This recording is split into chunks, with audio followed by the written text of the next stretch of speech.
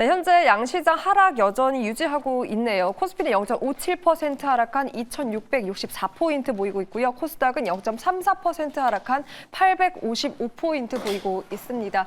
그 가운데 선전해주는 기업, 아까 전에 김영민 매니저와 김준호 매니저가 짚었던 기업 전에 특징주부터 체크를 해보면요. 오늘 전기차 배터리 고도화라는 이슈에 급등세를 보이고 있는 사마알루미늄입니다. 현재 9.49% 상승 중이고요.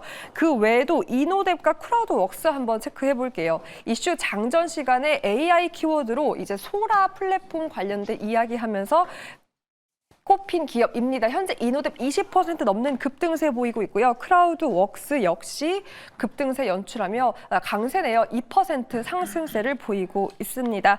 자, 오늘은 또 자동차 이야기 예고해드린 대로 함께 깊게 나눠보도록 할게요. 유진투자증권의 이재일 연구원과 함께 해보도록 하겠습니다. 연구원님 어서 오세요. 안녕하십니까? 네, 반갑습니다. 지난번에는 긴 또 해외 출장을 하고 방문해 주셔서 네. 여러 가지 현장 이야기를 나눠주셨는데 오늘은 또 어떤 이야기를 풀어볼지 먼저 실적에 대한 이야기를 체크를 해보도록 하겠습니다. 현대자동차그룹이 2022년에 이어서 지난해 2년 연속 글로벌 완성차 그룹 판매량 3위를 지키면서 정말 글로벌 탑3를 지켰습니다. 어떤 의미가 있는지 그리고 배경은 어떠했는지부터 풀어주신다면요. 현대차그룹이 글로벌 탑3를 유지할 수 있는 비결을 보게 되면은 먼저 첫 번째로 인도 시장하고 그리고 동남아 시장에서 판매량이 증가하고 있는 점을 꼽을 수 있을 것 같습니다. 빠르게 성장하는 성장 시장으로 볼 수 있는 이 지역들에서 이제 신공장을 늘리는 방식으로 해서 판매를 늘리고 있기 때문에 전체적인 판매량이 많이 올라가고 있고요. 그리고 작년 같은 경우에는 미국 시장에서 연 기준으로 사상 최대 판매치를 갱신을 했는데요. 지금 미국이나 유럽 같은 선진 시장에서 점유율도 올라가고 있고 그리고 판매량도 호조세를 나타내면서 글로벌 3위를 수성을 했다 이렇게 볼 수 있습니다.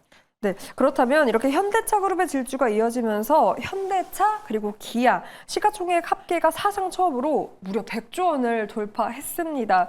어떤 시사점이 있는지도 궁금하고 이런 질주가 지속될 것이다, 뭐 아니다, 피크아웃 우려감 여러 가지 증권사에 대한 코멘트가 많더라고요. 연구원님은 어떻게 보고 계십니까? 작년에 사실 피크아웃에 대한 우려 때문에 주가가 실적에 비해서 좀 저평가를 맞아요. 봤었던 부분들이 좀 있었던 것 같고요. 올해 들어오면서 여러 가지 뭐 규제 리스크 해소라든지 아니면 정부의 밸류업 프로그램을 통한 저PBR 매력도 부각 그리고 뭐 전체적으로 이제 수익성도 굉장히 강한 상황이었기 때문에 이런 주가가 너무 싸다라는 인식들이 확산이 되면서 주가 상승세가 탄력을 받고 있는 것으로 보고 있습니다. 지금 주가가 올해 들어서 상당폭 올랐음에도 불구하고 여전히 상당히 저평가를 받고 있기 때문에 추세적인 상승 지속이 될 것으로 예상을 하고 있고요. 여전히 굉장히 싸다 이렇게 좀 판단을 하고 있습니다. 네, 그런데 오히려 그 여전히 싸다라는 평가 때문에 저PBR이라는 모멘텀이 붙으면서 정말 안 가서 현기증이 난다라던 현기차가 시원하게 또 달려주는 흐름을 보였습니다. 자동차 업종이 올해 증시를 어떻게 이끌 수 있다, 주도주가 될 수 있다라고 봐도 좋을까요? 주도주가 될 수 있다라고 판단을 하고 있고요. 뭐 말씀드린 것처럼 지금 저평가 매력도가 부각을 받기 시작을 했기 때문에 정상 밸류에이션으로, 그러니까 과거에 봤었던 밸류에이션 수준으로 네. 복귀를 할 수 있을 정도까지 주가가 상승하지 않을까. 이렇게 좀 판단을 하고 있고요. 그리고 전체적으로 올해 유럽이나 미국 쪽에서 여러 가지 정치 이벤트들이 많습니다. 근데 작년에 도입됐었던 어떤 환경 규제들 이런 것들이 지금 굉장히 큰 아젠다가 되고 있거든요. 그래서 너무 급속도로 EV를 보급을 하면서 기존의 완성차들을 너무 압박을 하기보다는 뭐 이런 것들을 규제를 완화하는 방향으로 좀 가고 있어서 이런 부분들도 밸류에이션 정상화에 기여를 할 거다 이렇게 판단을 하고 있습니다. 네, 그렇다면 사실 우리가 이상하게 처음이라는 단어만 붙으면 크게 의미 부여를 하지 않습니까? 네, 그렇죠. 뭐 첫사랑도 그렇고, 첫눈도 그렇고, 네. 이 현대자동차 그리고 기아도요 글로벌 신용평가사 피치로부터 신용 등급 A를 정말 처음으로 받았습니다. 이게 어떤 의미가 있는지, 과연 글로벌 경쟁력 강화될 수 있다라는 청신호로 우리가 해석을 해도 좋을지 궁금하더라고요.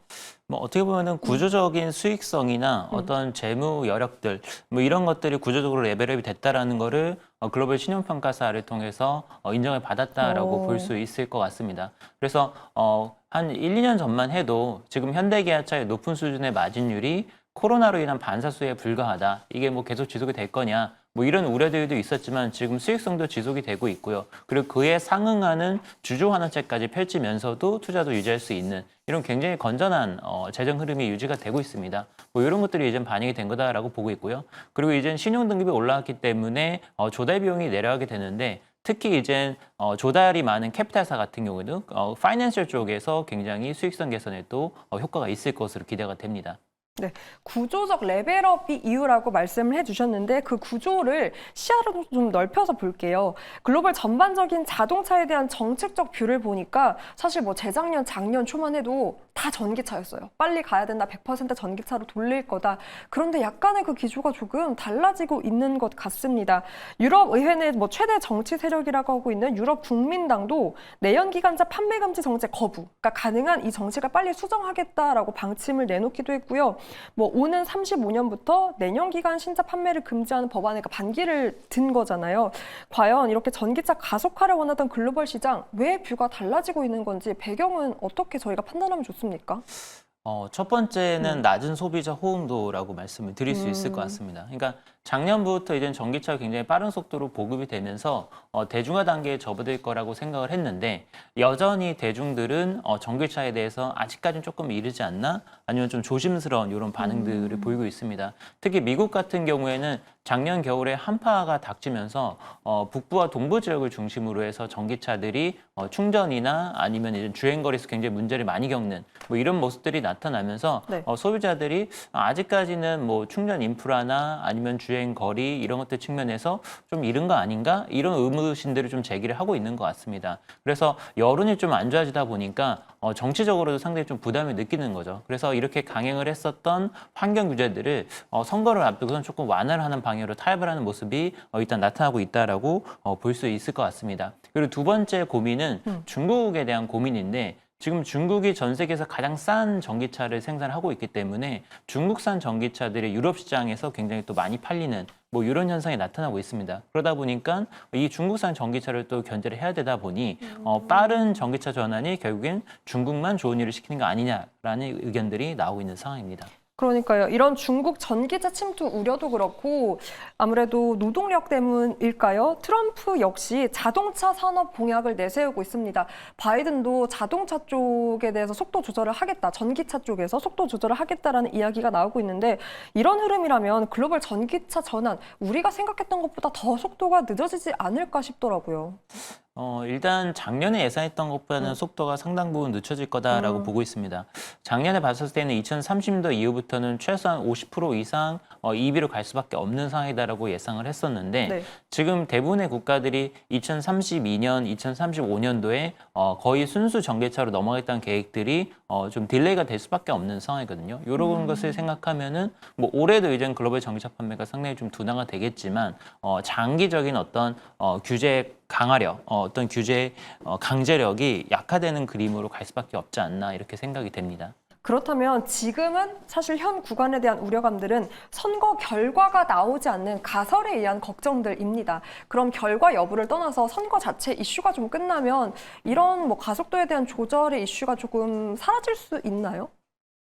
근데 결국에는 이제 여론이나 대중들의 반응이 굉장히 중요할 수밖에 없습니다. 예를 들어서 전기차를 아무리 이제 규제를 정치권에서 강화를 하려고 한다 하더라도 소비자들이 전기차가 좀 너무 빠른 것 같다 이렇게 판단을 하게 되면은 대중화되기가 어렵거든요. 네. 근데 작년에 여러 가지 문제점들이 좀 드러났기 때문에 그런 것들을 좀 해결하는 시간이 좀 분명히 필요할 것 같고요. 그리고 아직까지는 확실히 특히나 이제 추운 지방들 이런 경우 같은 경우는 전기차가 갖는 단점이 굉장히 명확했기 맞아요. 때문에 모든 지역에 있어서 일률적인 친환경차 전환 정책을 펼치는 게 상당히 쉽지 않다. 뭐 캘리포니아처럼 따뜻한 지역하고 이제 또 북부 지역하고는 약간 그렇겠네요. 온도차가 발생을 할 수밖에 없는 거죠. 그래서 현실적인 문제점들이 이제는 이제 논의에 이제 오를 것이다 이렇게 보고 있습니다. 확인이 필요한 부분이 많을 것 같은데 그래서 궁금합니다. 완성차 업체에는 어떻게 적용이 될지 아까도 지역별로 나뉘어서 말씀을 해주셨는데 그럼 반대로 자동차 업체도 구분을 한다면 테슬라는 사실 100% 전기차고 뭐 도요타 같은 경우에는 하이브리드가 주고 우리 국내는 전기차와 내연기관차를 같이 하고 있으니 각 브랜드 업체별로마다 또 받아들이는 체감도 다를 것 같습니다. 일단 지금 토요타나 현대기아차 같은 경우는 하이브리드 라인업을 굉장히 강하게 가지고 가고 네. 있기 때문에 현 국면에서는 가장 유리하다라고 일단 판단이 됩니다. 왜냐하면은 전기차로 전환되는 과정이 길어지면 길어질수록 하이브리드의 역할이 굉장히 커질 수밖에 없기 때문에 네. 요 라인업을 가져간다는 게 상당한 경쟁 우위가 될 거다 이렇게 좀 판단을 하고 있고요. 그리고 전체적으로 아직까지는 전기차보다는 내연기관차에서 벌어들이는 수익성이 훨씬 더 높을 수밖에 없는데 네. 규제 환경이 완화가 되면은 그 내연기관차를 통해서 얻을 수 있는 수익을 더 길게 가져갈 수 있기 때문에 어떻게 보면은 전체적인 수익 포텐셜이 늘어나는 효과가 둘 다 있을 거다 이렇게 판단을 합니다.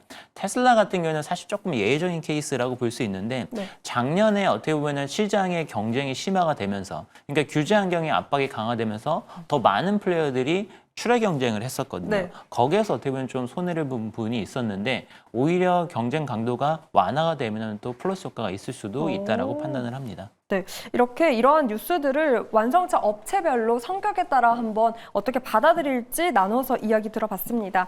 그렇다면 자동차 산업 밸류에이션의 정상화, 그러니까 한마디로 밸류어 프로그램으로 인해서 가장 많이 관심을 가지고 계신 것 같아요. 국내 자동차 업계에 미치는 영향, 연구원님이 봤을 땐 어떤 점들이 부각된 것 같습니까?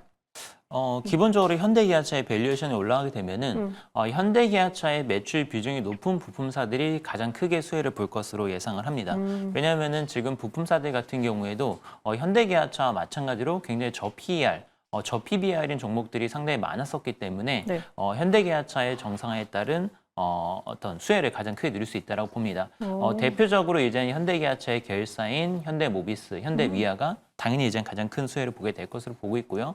그 외에도 이제는 인도 시장에서도 또 이제 비중을 갖고 있는 서현이아나 화신, SL 이런 종목들도 굉장히 수혜를 볼 수 있을 것 같다라고 판단이 됩니다. 네, 부품주 쪽의 수혜를 기대해보며 현대모비스, 현대위아가 거론되었습니다. 오늘 자동차에 대한 이야기 유진투자증권 이재일 연구원과 함께했습니다. 연구원님 오늘 말씀 고맙습니다.